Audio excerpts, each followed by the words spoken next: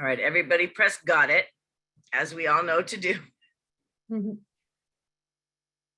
All right, so were you going to introduce us more, or we just get to go now? Yes, you can go ahead, Kristen. Okay. Laura, just introduce yourselves and then Thank you can you. go ahead and share your slides. So thank you. Okay.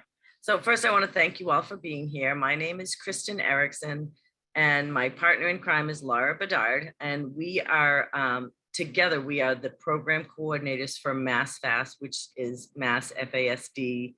That's a website, that's our organization for FASD. And I will just start with, I know Laura's going to be kind of my IT person. I do more of the talking than she does, but she does the help with all the IT things that I'm not good at. And I do want to encourage you to use the chat if you have questions and things, because Laura will look at that and decide, especially because we only have an hour. I could go on about this forever, but she can kind of determine if the question makes sense to say right away, or if it's going to come up in the slides and things like that. And I want to make sure we have enough time for questions, because I'm assuming you guys are going to have a lot of them, because, you know, if you've been in this job for any period of time, I think you're going to quickly understand what we're talking about and what this is. And so I want to make sure that we answer your questions. Also, we put our contact information in here, and please reach out to us because we can help more. One of the things you'll see is that every child person with FASD is different than the last one. And so what we say is going to be an overview, but there are a lot of particulars that will depend on the person that you're focusing on. So just as a quick background to me, I am a nurse by background, and I have twins that I adopted at birth, boy and girl, who have had a number of medical issues to start, but in the end, the end of my story was the diagnosis of FASD. And I'm going to talk a little bit more about that, but I'm going to let Laura have a second first too. Hey, hi everyone, I'm Laura. I am the other half of MassFast, and I'm here. I have a son who's 8 years old and has a fetal alcohol spectrum disorder. He also has autism disorder as well.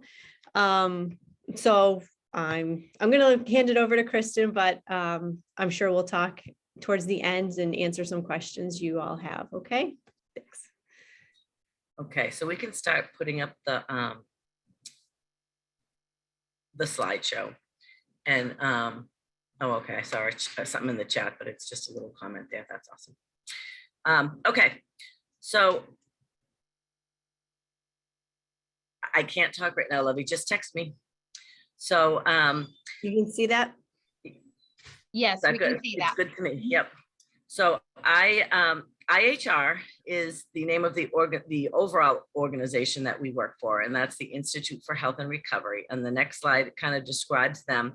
Some of you may have worked with us in other ways with IHR, which is a social service agency basically that provides a lot of in-home therapy. They have a lot of support for substance use disorders and mental health disorders, do a ton of education. They have a big program in tobacco prevention and help as well. So overall, a big portion of IHR's goal, or their purpose, is helping people with substance use disorders. And out of that, they've been around for, I'm guessing, around 20 years. And I apologize, Laura and I just started this job in January, so I can't give you a great history because I just don't know it yet. But they they saw the need for the FASD piece, especially out of our predecessor, and I think FASD, MassFast, has maybe been around for about 9 years. So, when you think substance abuse, the big thing that everyone talks about is the opioid crisis for the most part.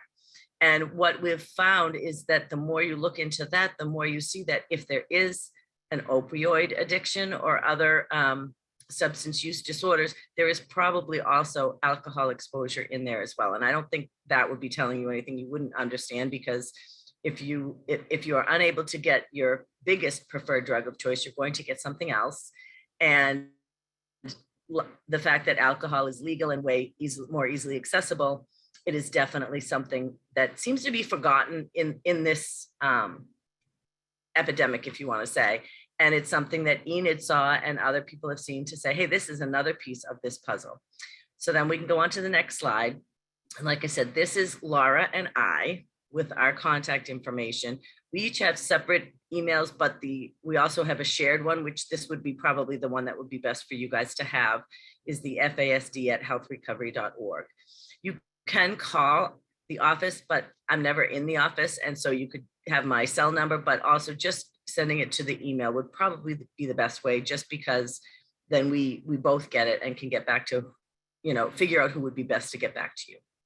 So I want to start by saying thank you to all of you. And I don't know enough to know how long you've been in this position, but my understanding it's a volunteer position, and that what you do is help some of the most vulnerable kids that we have in our world. And so I think that is wonderful. And I'm kind of figuring that a lot of, if you have experience for any length of time, you already are going to kind of know that you're dealing with children that have challenges that you don't understand, and that it feels like the world doesn't understand. So then when you're trying to get help for them and the correct support, or, advocating for them in school, it's really hard to know where to go, or to have a clear path on what to do to help, because there are not really clear answers. So we can go on to the next slide, Laura. So just as a way to kind of start the conversation, I'm going to bring up our made-up friend, Liam. And I feel like I said, I'm thinking you guys could even put in comments if this kind of sounds like what you are working with as far as your client population.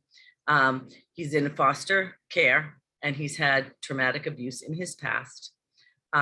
Some of the diagnoses that he has are failure to thrive, PTSD, ADHD, an emotional disturbance. I love some of the vague things that don't really say anything, but say a lot.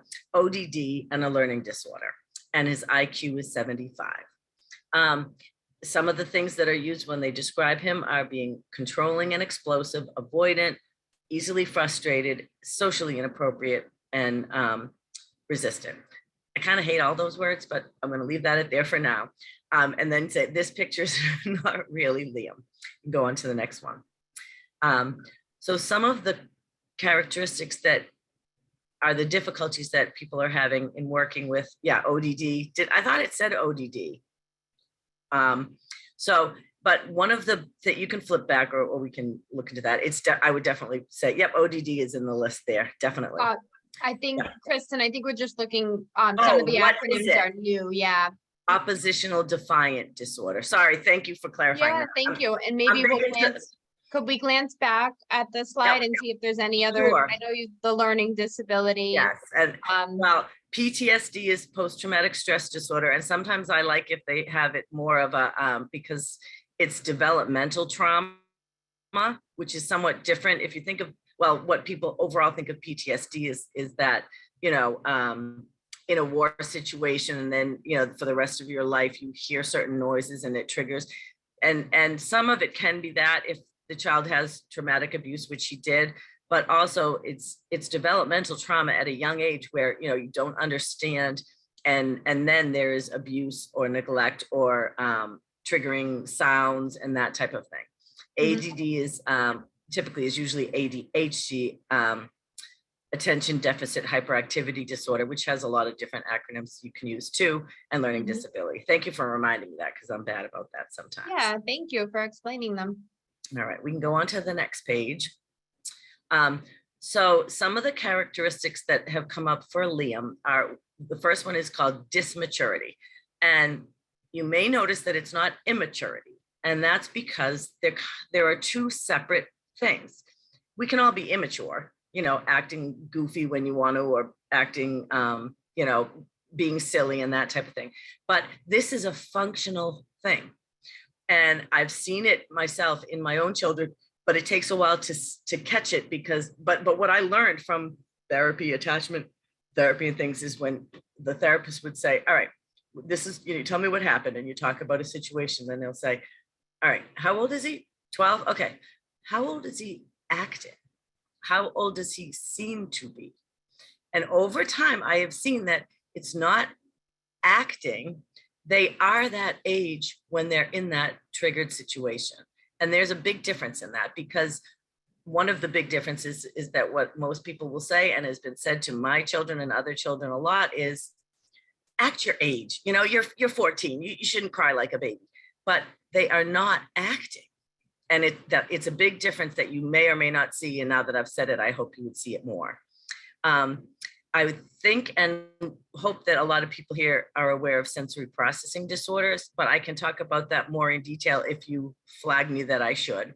But sensory processing basically is how you are able to take in and accept all of the input around you and still be able to be functioning. In other words, background noise doesn't affect you,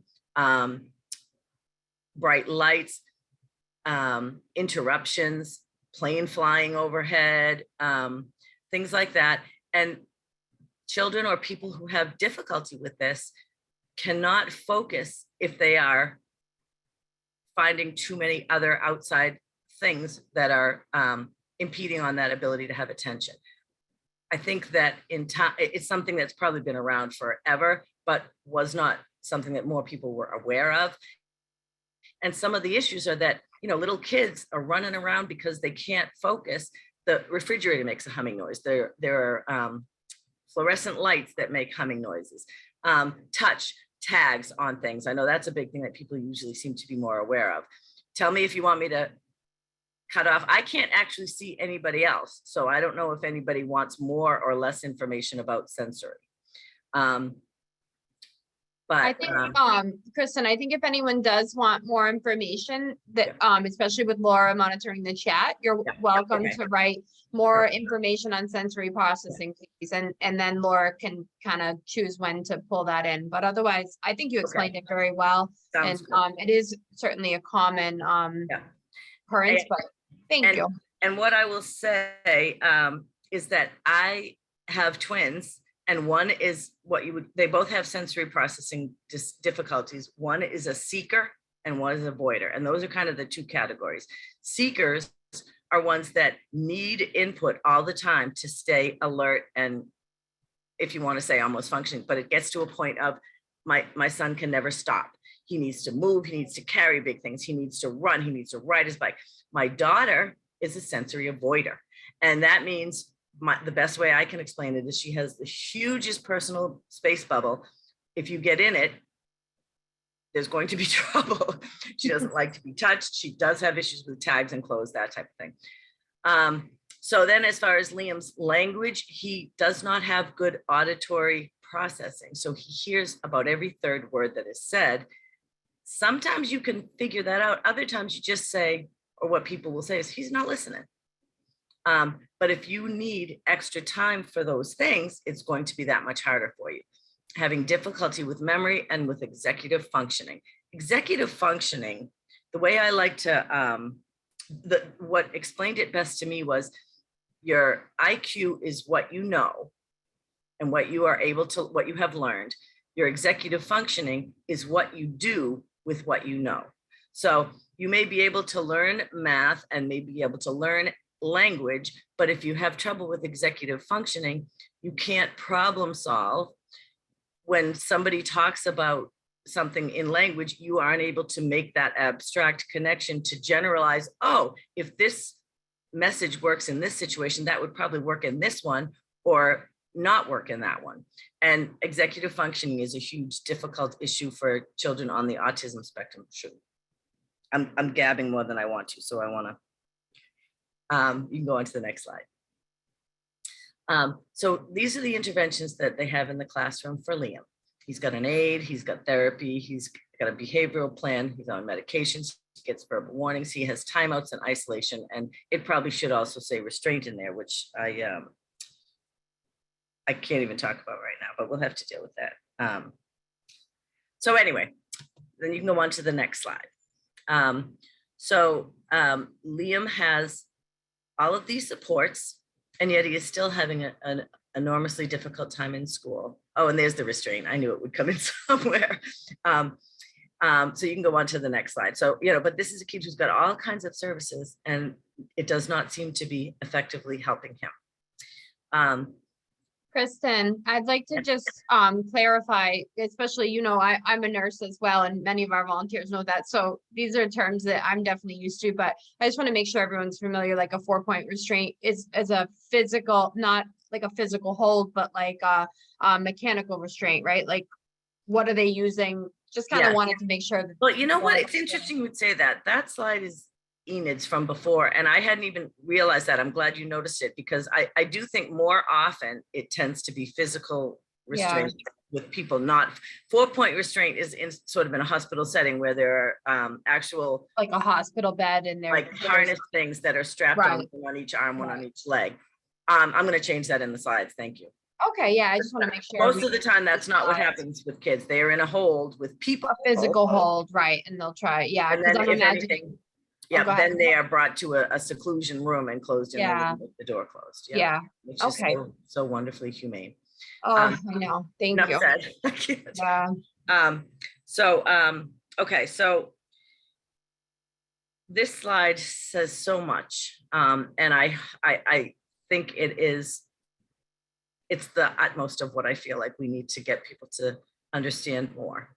Of all substances of abuse, including cocaine, heroin, marijuana, alcohol produces by far the most serious neurobehavioral effects in the fetus. Now, I want to get into the word neurobehavioral. I love it. And neurodiverse is another word that I use. And I want you guys to remember those words, because one of the things, all of these substances are unhealthy for anyone using them or a baby being exposed to them.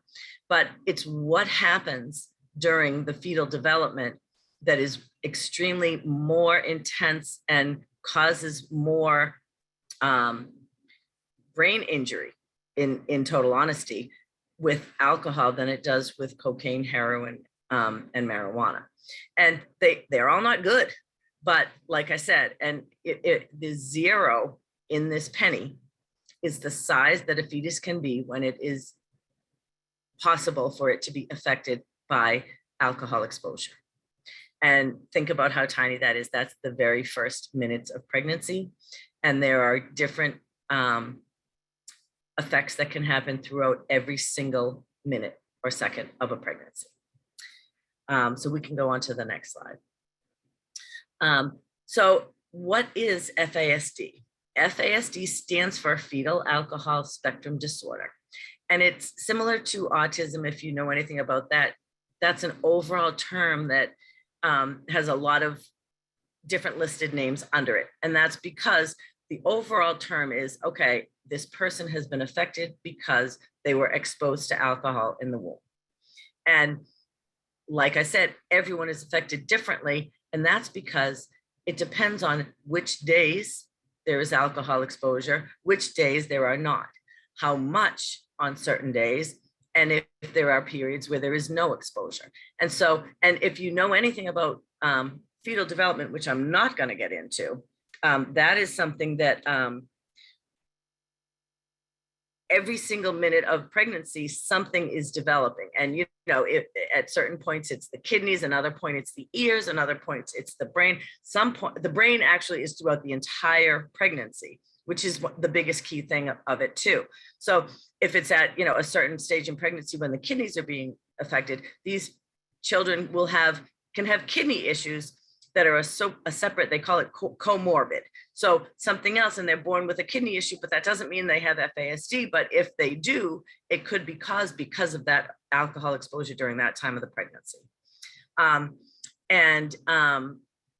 So the biggest other piece, this definition is from Canada. I like it better than what we have in the United States, so I use it. Each person with an FASD has both strengths and challenges and will need special supports to help them succeed with many different parts of their daily lives. And the reason I like this the most is that I think one of the things, if you have worked with any children that have this, or as you do, you will see that they fool you into thinking they don't have a disability because they have so many wonderful strengths. And then something happens and you see this dysregulated person, and it's really confusing. But that is probably the biggest takeaway for this, is that they are so consistently inconsistent. So we can go on to the next page. This is the United States definition, and I put it in because we're in the United States, and it is an okay definition as well, but they do mention that it's an umbrella term. Actually, I don't know if that's in here, but we'll talk about that. But, you know, FAS, you'll see FAS, FASD, PAE, lots of different terms, which comes up in like the next slide. But it's it does say it. It's an umbrella term that talks about a range of effects that from being exposed. Now, in this definition, there are some words we're not liking so much anymore, which says the individual whose mother drank alcohol during pregnancy. That's not untrue, but we're trying to get away from stigma and trying to change the wording. And in purple, that's why it says to be less stigmatizing. They're trying to say individuals, instead of saying that, saying an individual prenatally exposed. It just takes the blame away. And we'll talk more about why that stigma needs to be discussed in detail too. But this one talks about the physical, mental, behavioral, and learning disabilities with lifelong implications, which is not so much in the other definition. And I like that, but I don't think they talk about the strengths of the people with this diagnosis nearly enough in our definition. We can go on to the next slide. So here's the umbrella terms. And so you may see any number of these other diagnoses. Some of them kind of are more passé, but you have fetal alcohol syndrome. You know, when you see the spectrum, you think of the autism, which is where you can see there are lots of, again, autism is another thing that has so many different qualities that many kids are very different, although there are certain things that seem to be in a theme. Sometimes you'll see neurodevelopmental disorder associated with prenatal alcohol exposure. Sometimes, and I say this to you guys in case you have people who do not have an FASD diagnosis, they may have, my daughter for years had neurodevelopmental disorder, NOS, which stands for not otherwise specified, because they were like, something's up, but we don't know what it is.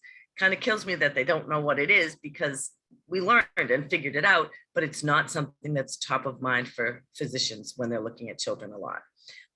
You could also see that PAE and in the parentheses, ND-PAE is neurodevelopmental disorder past prenatal alcohol exposure, or there's another one, PAE, oh yeah, at the bottom. PAE stands for prenatal alcohol exposure. That means that there was alcohol exposure during the pregnancy. You could get away. There are people who, you know, have had alcohol exposure in their pregnancy and are not ever found to have FASD. They're the lucky ones. But in other words, you know, one of the fallacies that makes it something that people say it's not a big deal is, my mother drank when I was pregnant and I was fine. And of course, you know, you want to be sarcastic, or I do. Oh, really? You think you're fine? But more so than that, I say there's quite a bit of possibility that there's lack of potential. There's lost potential, that as wonderful as you are, maybe you would have been able to have more success or less challenges. So we just put that one out there. So, and then ARBD is alcohol-related birth defects. So they're all kind of terms that are in there, and older terms are static encephalopathy. Encephalopathy is brain, Jamie, I don't know, but it brain. Like, I mean, swelling, like swelling, and right. So, and it's sort of, so it's brain changes that's related again to, and they'll say static encephalopathy related to alcohol.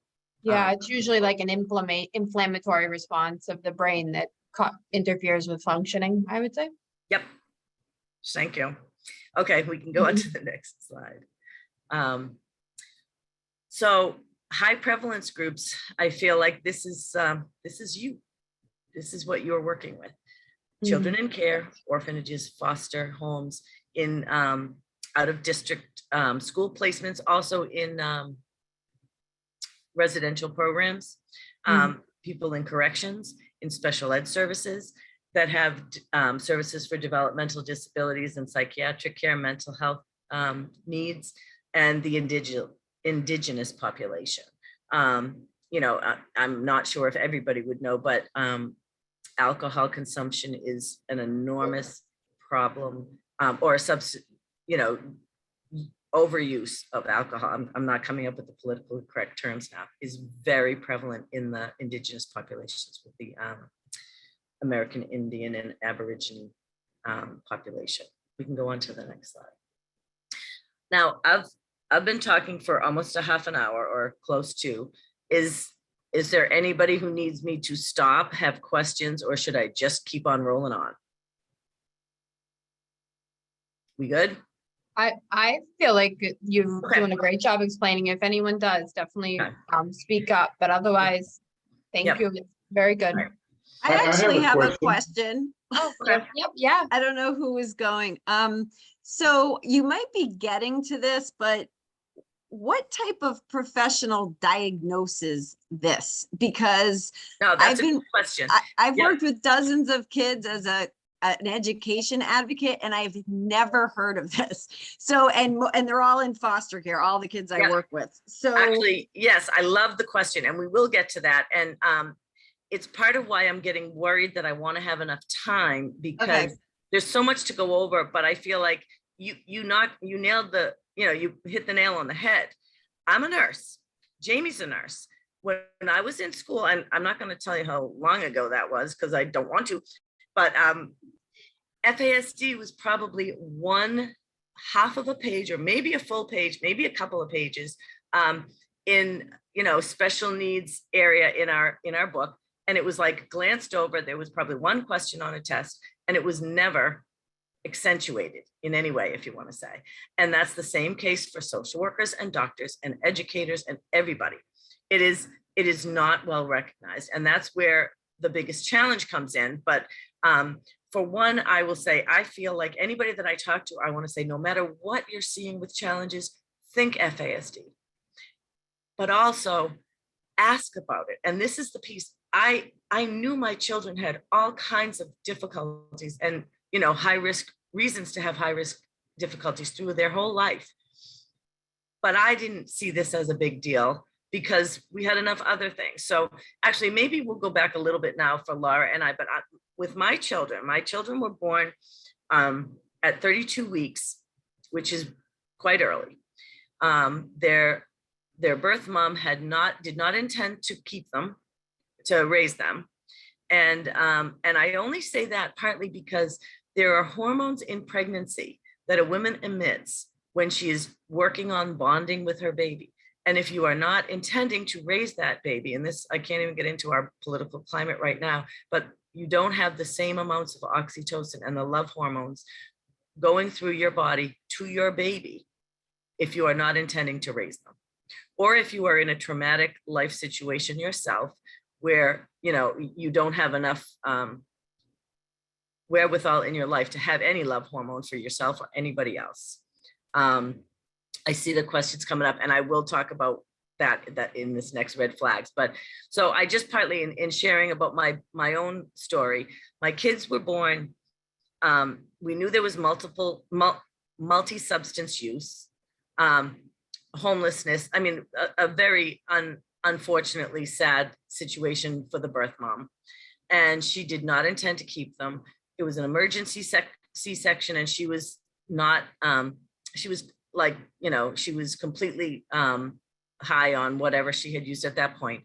My kids were 2 pounds and 3 pounds at birth, 2.939. So they had enough medical issues of prematurity and, not good prenatal care, not good nutrition in pregnancy. And so that's what we dealt with at first. Okay. It was mainly keeping them alive. And then as they get older, you start to see the sensory things. And I was a nurse. I worked in early intervention and OB and pediatrics. And I thought I knew what I was doing.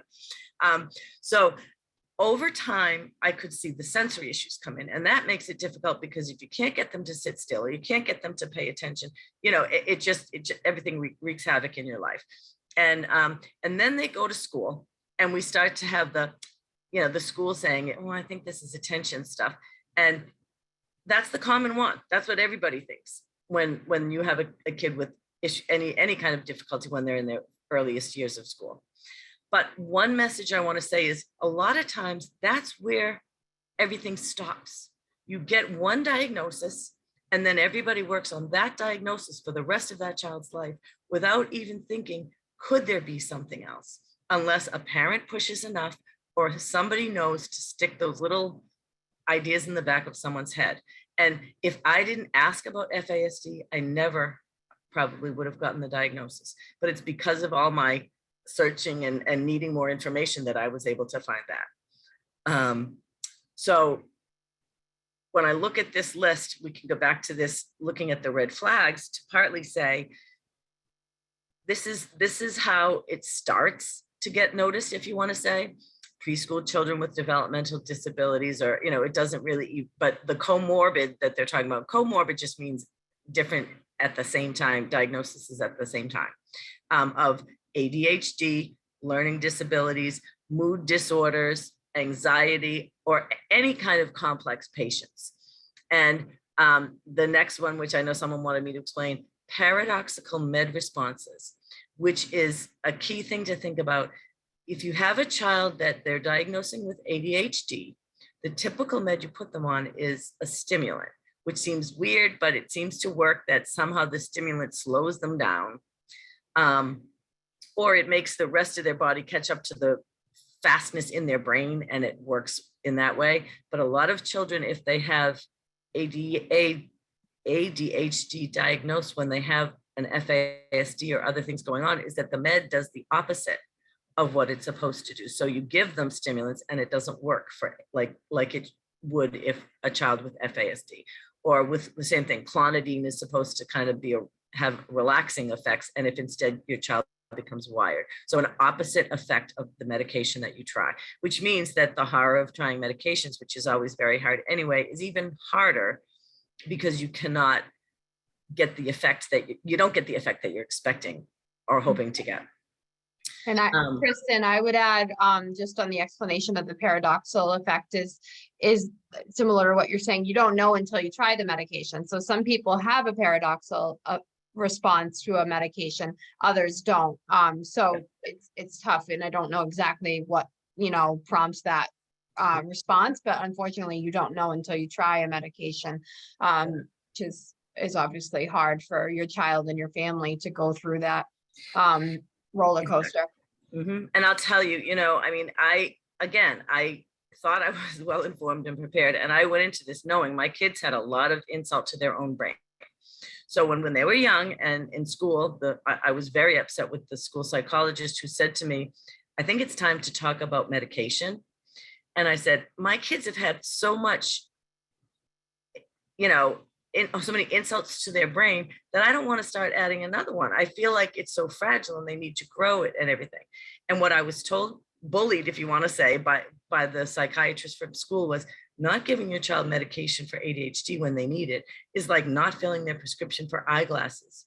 And I said to him, what are the side effects of those eyeglasses that I have to worry about? Mm-hmm. But this is what you are told, and this is how and to me, I just think that's the most ridiculous thing to say to me. I'm saying these are psychotropic drugs. These are drugs that are going to make brain, this is a very fragile brain. Don't tell me that I'm wrong to be cautious about it, because it's a roller coaster to go through those medications, and we're on a lot of them now, and it's been a challenge to have gotten there. But anyway, Kristen, yep, you have a question from Bill Forbes. It's in the chat. I don't know if Bill wants to.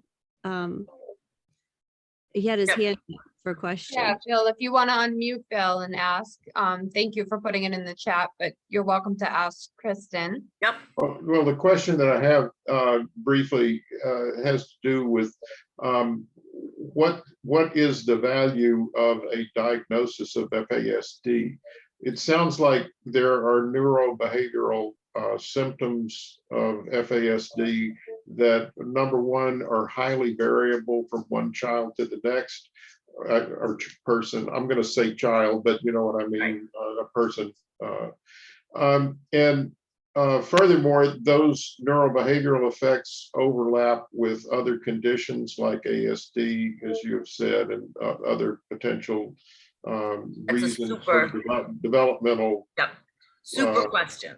effects. And so the question is there something about FASD so that if you got a diagnosis of FASD, you would say, now I know the right thing to do with this child. I've known all along what the neurobehavioral effects were, but now that I know that it comes from FASD, I have more capability, if you will, to deal with it. Thank you, Bill. It's an excellent question. And this is where I feel like I thought we could get ahead, and, and I don't want to hope that think that everybody else is at that same point, but some of you, I'm sure, have more experience than others, but so to answer your question, there are lots of different schools of thought about that. The neurobehavioral model, I think, is the best way to go for every person in our entire world, because how can no two people are the same, but having the right diagnosis can and will change. Number one, some of those supports, unfortunately in Massachusetts, we don't have a lot of them, but there are a lot of legislative efforts in our state and in the whole country to have more of those services. And that's something that we need. That's like, one of those, in a way, I feel like pie in the sky, but we need an FASD center with FASD doctors and OTs and PTs and everyone in one place that can help and support. And we need outpatient services I feel like one of the things that I say about FASD is that and we didn't even talk about the facial features yet, but a lot of people with FASD do not have any outward looking indication that they have this. And so You want me to skip to that? Sure. So you feel like they look normal, they talk normal, and yeah, go ahead. And so you think they're typical. There's no problem. And then all of a sudden something comes up and you go, wait a minute, what is that? And every person with a question or an actual diagnosis of FASD needs a full battery neuropsych eval that looks at every area of the brain, which means auditory memory, visual memory, math concepts, pragmatic language, which means not just, what you're able to say, but how your social language works. Do you understand social cues? Do you understand those weird idioms and things that people say? Because I will tell you, I can't tell you the number of things that, just those little things. Oh, get off your high horse. And, and my kid is like, we don't have a horse. And they're 15. It's not like this is, and there are so many of them but there are so many things. They are such concrete thinkers that there is a huge value to the diagnosis, is what I'm saying. But what we lag in a lot is having the appropriate services where we need them in this, country or in this state, but they are available and there's a lot of resources available. Benny, I'm on my call, honey, so just text me. So if you, if you have the diagnosis, you can search and find more appropriate supports, but they're not going to be something that's going to be in your town, but you can get more valuable information. And there are a lot of Kristen. Yep. Oh, I'm sorry. I didn't mean to cut you off mid-sentence. I wanted to add that I tend to look, and maybe this gives, a better idea of when to reach out, look for more resources, look for more diagnosis. And again, my being a nurse myself is I look at each patient, each person as, is what we're doing for them working, right? So if you have a child, and I think you and I are on the same page of that, if the child's needs are being met and they're thriving, awesome. Then does it matter if what the cause of their developmental difficulties or what their challenges are? Exactly. And that's where I partly say that neurobehavioral piece is such overall good for everybody. Yes. But go ahead. Yeah. So no. So I just think if what you're doing is working, then there's no need, maybe very little need to seek out more information. But if you have a child who's struggling and people are not understanding, then I think this is a good direction to look in, and clearly they need more support and more services. But I will also say that I think for the most part, because somebody brought up or the other piece of it is that most standard schools and practices in-home therapy is mostly related on behavioral plans. And typically they do not work well for our children. So Yes, good probably point. they're Yes. probably not going to be doing well. Right. you No, wanna say. yeah, no. And, yeah, I can think see that. there's huge value in the diagnosis. I really do. Yeah, Mhm. thank you. Mhm. Yep. No, thank you. I think we need to hire you to be a part of our team. Yeah, no, you but- guys are doing great work. I feel like we're bouncing around here and I'm worried. I'm going to want to look back to see if we're forgetting other slides, but we can stay here for now, Laura, though. So that's one of the other pieces. And I feel like I'm going to get ahead of myself. So I'm going to stay with this. Fetal alcohol syndrome, or in FASD, there are cases. And when I was in nursing school, this is what the book had. This picture and another picture of a younger baby. And this is the classic facial features that can be present. But the key thing is they are present in about 10% of people who have FASD. That's not a lot. And so if some of the criteria in the United States is that if you don't have the facial features, you don't get a diagnosis. And that is very inaccurate way to do it. So my kids had, but those facial features seem to change over time and they've kind of grown out of them. But the classic ones are the very thin upper lip. They use all these big words. The philtrum is this part of your face between your nose and your lip where there's like a double bump.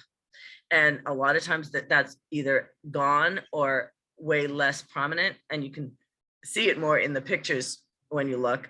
And there is sort of that classic, it's a whole different shape of mouth. And a lot of times they have a cute upturned nose or a much flatter face, facial profile.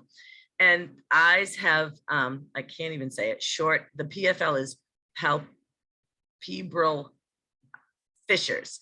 And basically it's a difference in the shape of the eyes. And these are all things that they can measure. But again, sometimes people say, well, he doesn't look like he has FASD. And I say this in a way that sometimes I say things and I hope people understand. I don't mean them in a horrible way. I wish my kids looked like they had Down syndrome so people would understand that they have something, only because nobody wants to believe the parents or the caretakers when they hear the stories, because nobody wants to believe it because they say, oh, he looks fine. And that's what the doctors say. And the doctors, social, like I said, everyone gets very minimal education about FASD in their training. And then honestly, it feels like the bottom line is that if the parent does not know to ask, it won't even be. And actually, I've seen that very recently and I'm sad about it. A family that we know just was diagnosed, saw one of the doctors that we recommend for diagnosis before meeting us. And mom didn't ask, and this doctor did not diagnose this child with FASD, and she got a diagnosis afterwards. And I feel like it's because it's just never, it's not something that people pop to as this is a diagnosis that you could have. So because I'm worried, I mean, it's 1:15 and we have about, or it's actually a little after that. Some of the big things I want to say are that FASD in a recent study was estimated to be 2.5 times more common than autism. And part of what I say, and I see this with Laura's son, I can't know, I don't know him very well, but if he really has autism, which he may, because that could be one of those comorbid conditions, but I bet a lot of children who are diagnosed with autism actually have FASD. The number of autism could be a lower number and FASD even higher. But sometimes because the sensory issues are those things where you see the flapping and the sometimes that the toe walking, and so those are some of the other stim activities that can be in autism, but they can also be in FASD. So sometimes I think they're very misdiagnosed. Like I said, when I talk about the facial features, but the biggest thing for me right now to express with you all is that whole people in foster care, people who are in, having difficulty in school, it's very rarely considered. My kids have been in like 5 schools each, almost 4, and I cannot get teachers to, I'll ask them if they know about FASD and they'll say, oh yeah. But then when I talk about the qualities with my kids, because my kids have so many strengths that just make you say, holy cow, they're the greatest kids in the world. And then they have a day where they explode. And, you know, I'll give a quick example, and it kills me. My son, a kid got hurt in school, and that triggers my son, and he wants to fix it. And he has a phone at school, and he says, I'm going to call the police. And they said, we can't call the police. It's not an emergency to call the police. And he said, I can call the police. Now he's literal. He can call the police. Of course he can. He can press 911 on his phone and call the police. But they're saying it's not a good idea. And they said, if you think you can call the police right now, when it's not an emergency situation, we're going to send you to the school resource officer. So now he's triggered, and he's being like, why, you know, and he's now his brain is off. He can't think logically. He's not very good at it anyway, but now he's in fight or flight, and he can't think of it at all. And he says, if you send me to the school resources officer, and, you know, for that, I'm going to grab his gun and I'm going to shoot him. And so the paperwork comes back with a restraint on my son, and that he threatened the SRO. Well, he didn't, but he did. Does that make sense? Mhm. And that's just a snowball that comes in, that, you know, and it's a lot of it is about having the right diagnosis. Really helps to understand what program they need for education, if they need OT, other therapies, etc. I'm really worried, because we're just Well, about, Kristen, let me jump in and can I ask how many more slides are there, Laura? Just to, I know There's a everyone lot. wants. I didn't expect I would get through all of them. There are a lot of slides. Okay, do you wanna, because I'm all right. thinking we may have covered some. Let's see. I know we've covered a lot. I want to talk a bit about the stigma piece. Oh, I know, I have two ideas: stigma, and then sort of some of the strategies piece. So, all right, so this is I like this. We want to stay here for a minute. Okay. So the effects of alcohol on the brain in pregnancy do two things to the brain. And it's sort of like, if you want to say, okay, as you know, everything is developing during the pregnancy. Sometimes, depending on the timing of alcohol exposure, the neurons do not grow the way that they're supposed to. And so, you know, one equation that I really like was people say, all right, so you have a car, but when you turn the steering wheel to the right, the car goes to the left because something is wired incorrectly. And then the brakes don't work, so you have to use the handbrake. And the windshield wipers are not very good, and the windshield is all dirty. So you're looking through a different lens. And that kind of really helped me to feel like that makes so much sense, because that's kind of the stuff that you see that it just makes you scratch your head to say, I don't understand why this child is saying what they're saying or behaving the way they are. But if you understand that their brain does not work like ours, and there's a phrase that I love, that's, you can't convince someone that their thinking is off when their thinking is off, because their thinking is off. And that kind of sounds like it doesn't make sense, but I've had so many times when I try to use logic with my kids, and it's just not there because their brain doesn't have those connections. And then the other piece is that, so, you know, so either it grow, you know, the building is growing and falling over because the neurons go in different directions and they don't go where they're supposed to. And then they don't know what to do when they get there. So they may be in a part of their brain where they're supposed to help with hearing, but they don't know how to do that correctly. And that's how, did that make sense in a weird sort of way? Because it helps me, but I'm, you know. So I think as far as stigma, the main things I want to say are that this is something that I feel very strongly not to think of blaming birth moms for. And the reason I say that, especially, yes, people, doctors, other people say, it's okay to have a little. I've been there in the hospital when they said it to moms. It's okay to have a little one, as long as you don't have a lot. And, you know, it shouldn't be a problem. And that's untrue. Any alcohol is too much alcohol as far as the potential for risk to the baby. But there are people who don't know that they're pregnant for 6 or 8 weeks. And if you don't know you're pregnant, we're only blaming something for something that they have no control over. And it could be the case for many more people than we know because of that. So those are my main things about, and then just the political lobby that is ridiculous. I can't even go there, but you know, I feel like the alcohol lobby is huge, and they're going to do anything they can to just keep it everything on the down low. So Laura, I want to go to the slides that talk about the characteristics to be aware of, just for more on that. And I will go over time if you guys want to, but I don't want to ask you to. I think what we can do is at 1:30, so in 5 minutes, we'll stop and allow time for questions, and anybody that needs to log off because it's 1:30 and you know, you have other things, other obligations, you just log off. And we'll have time for questions. I have time as well, so. And I can do another session too, because Yeah, we can always do more. I think our discussion after will help guide, if there's another topic to focus on more, so. Yep. So, all right, so 5 more minutes, to Okay. share what you'd like to share. Okay, so some of the things that they talk about, and I think this is going to hit home with a lot of you, is the primary characteristics are those deficits in the brain. And again, you're right, it varies from person to person, which makes it really hard to figure out. But it tends to have something to do with slow processing, clearly with impulsivity, which is a huge problem, way more than regular ADHD impulsivity, which is just like, you know, it's like that, the dog in the Up movie, if you've seen a squirrel, anytime, you know, they cannot stop anything that they see from affecting them. The sensory issues, the dysmaturity that we did talk about, issues with memory, abstract reasoning, abstract thinking.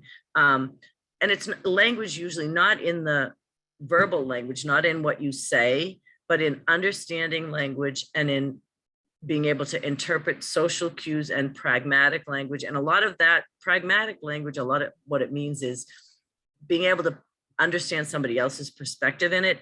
And that is the biggest thing that I've seen almost none of with my children. They don't understand how what they say affects somebody else, or how what is said, it could be said from someone and understand what it means. And very rigid thinking. And then go on to the next slide. Thank you, Laura. After you start with the primary, one of the biggest things to remember is if you're not understanding and don't have this diagnosis, if you're not supporting the child appropriately, they're going to feel more and more unsupported and more badly about themselves and have more difficulty. So you're going to see frustration, disruption. They can't handle being in class. They don't get it. If someone's talking too fast, they can't handle more than, you know, one-step directions. So if the teacher says, do this, this, and this, they're lost, and they don't want to be stupid. They'd rather be bad. So they're not going to say, wait a minute, I didn't understand your directions. They're anxious, they're fearful, they're depressed. They shut down, or they freak out and throw things, and you know, they become enormously isolated. They have a very hard time making and keeping friends for any long period of time. Some of them have a lot of somatic physical symptoms, you know, headaches all the time, not stomach aches all the time. And then it can start into arguing, being truant from school, refusing to go to school, sexually acting out. A lot of times it's part of the, you know, they're younger than they really are. So then some of the things that are understandable when they're younger are not understandable when you're 15 and doing.